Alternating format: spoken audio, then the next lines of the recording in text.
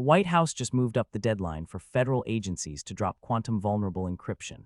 And if you're not familiar with what that means, it's worth slowing down for a second, because this isn't just a bureaucratic timeline shift. It's a signal that the people tracking quantum computing threats think the window is closing faster than expected. So let's start with the basics. Almost everything we encrypt today, your bank transactions, government communications, military data, relies on math problems that are incredibly hard for classical computers to solve.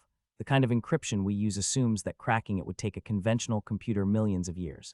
That assumption has kept sensitive data safe for decades. Quantum computers don't play by the same rules. They use quantum mechanics to process information in ways that could, in theory, tear through today's encryption in hours, maybe minutes. We're not fully there yet, but the trajectory is clear. And that's exactly what's driving this executive order. Here's the part that makes this urgent even before quantum computers are fully capable. There's an attack strategy called harvest now, decrypt later. Adversaries, nation-states mostly, are already collecting encrypted data today. Government secrets, military communications, financial records. They're storing it all, waiting for the day their quantum hardware is powerful enough to crack it. By then, the data is already in their hands.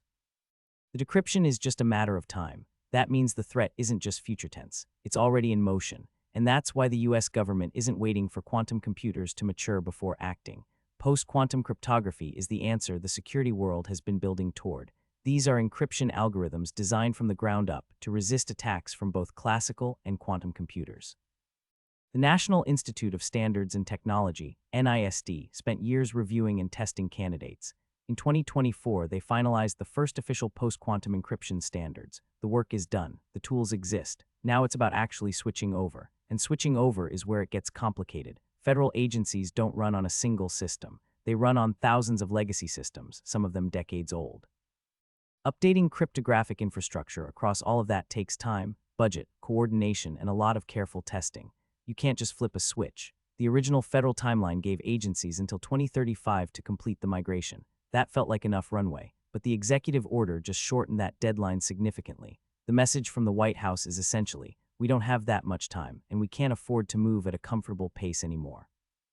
This kind of deadline pressure matters more than it might seem. Government agencies are big, slow-moving institutions by design.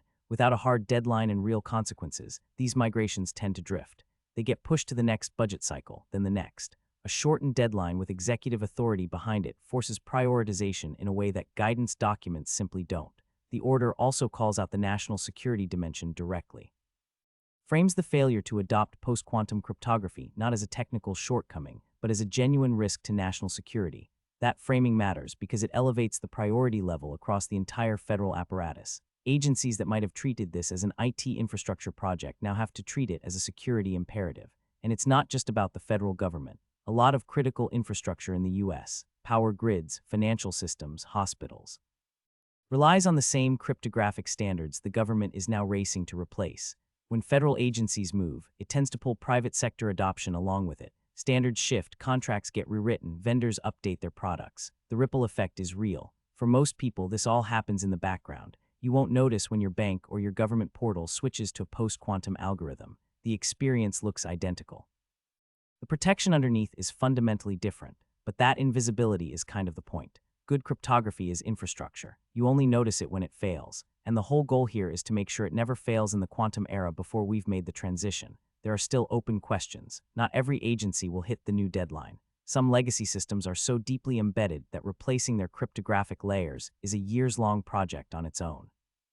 There's also the question of interoperability, making sure post-quantum systems can still talk to each other and to allies running their own updated infrastructure. And then there's the global dimension. The US isn't the only country thinking about this. China has an aggressive quantum computing program, and Western intelligence agencies have been watching it closely. The race to quantum-capable hardware and the race to quantum-resistant encryption are happening at the same time. The deadline pressure from the White House reflects an assessment about where that race stands right now. The bottom line is this: quantum computing isn't a far-off sci-fi concern anymore. It's close enough that the US government just decided the original timeline was too slow. Post-quantum cryptography standards exist, they're ready to deploy, and the clock is now officially ticking faster. What happens over the next few years in government, it will quietly shape how secure our data is for decades to come.